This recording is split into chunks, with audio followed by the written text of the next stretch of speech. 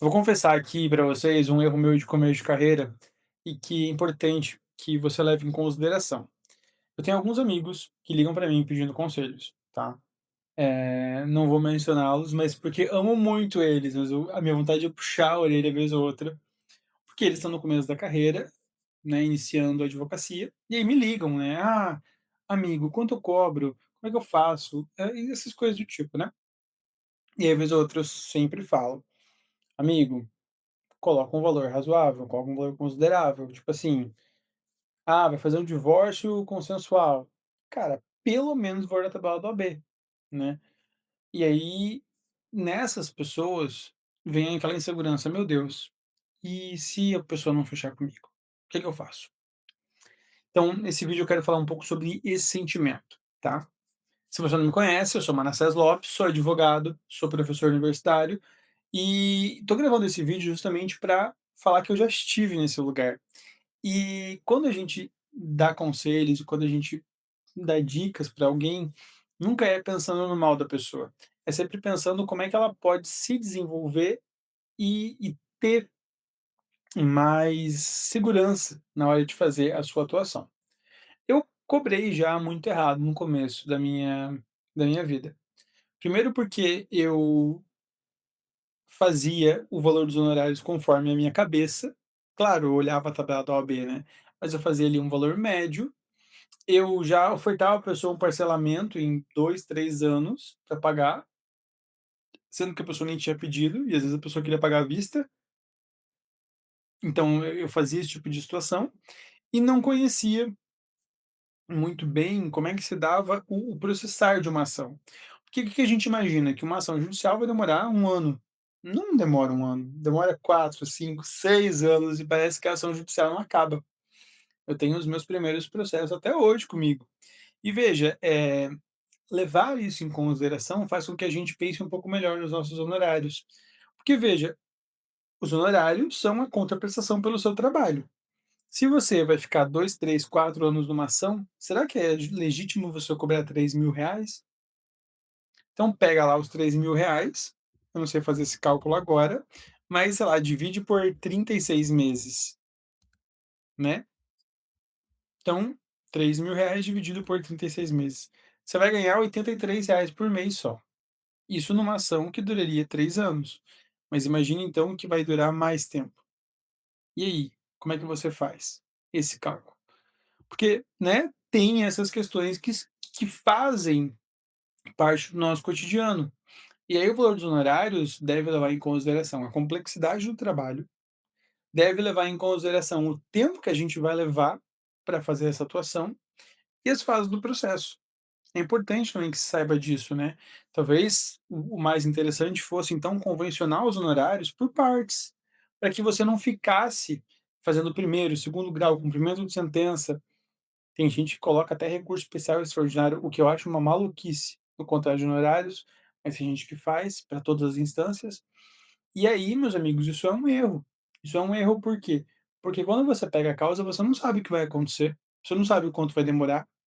Imagina que você pega uma causa previdenciária. Quem não garante que o Supremo não vai sobressar esse tema e você vai ficar lá 15 anos com esse processo parado nas suas costas, entendeu? Então, esse é um cuidado que você tem que ter. Qual foi o erro que eu cometi no começo da minha carreira? Foi fazer os honorários conforme o meu bolso, né? Pensando que às vezes a pessoa não poderia pagar. Ou às vezes ficando com pena da pessoa, e aí para ajudar eu fazia tal coisa.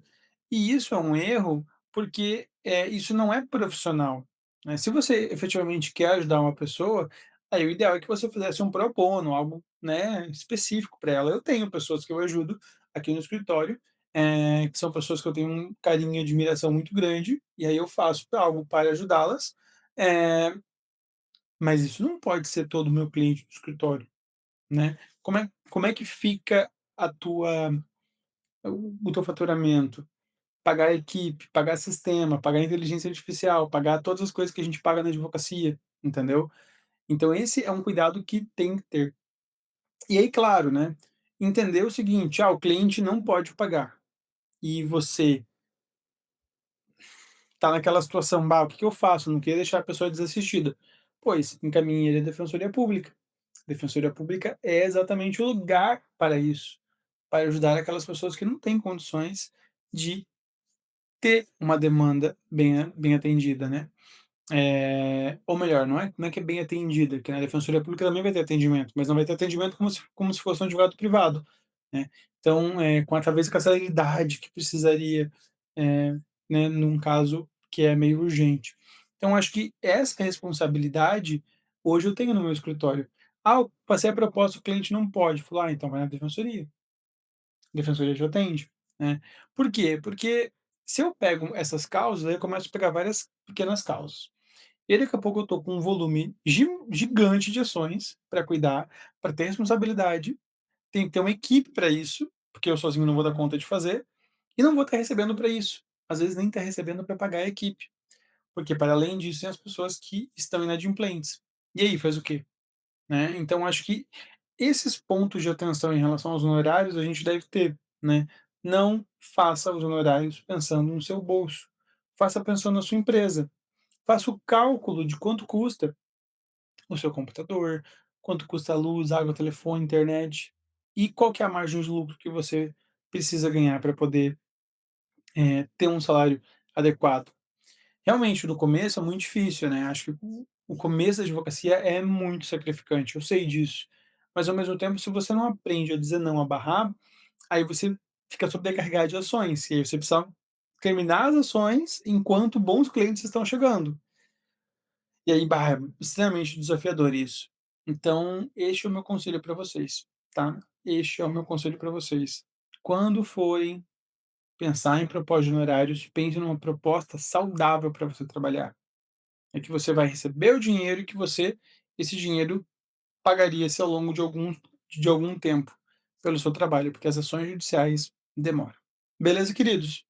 Se você tem alguma dúvida, alguma questão que você queira colocar, comente aqui nos comentários, né? Ou melhor, deixe um comentário para a gente poder conversar, dialogar. Eu gosto muito de entender quais são as percepções das outras pessoas e tenho a fé que a gente sempre aprende muito com a visão e o comentário de algum outro colega. Tá bom? Então deixe seu comentário aí para a gente conversar e até mais. Até o próximo vídeo. Tchau, tchau.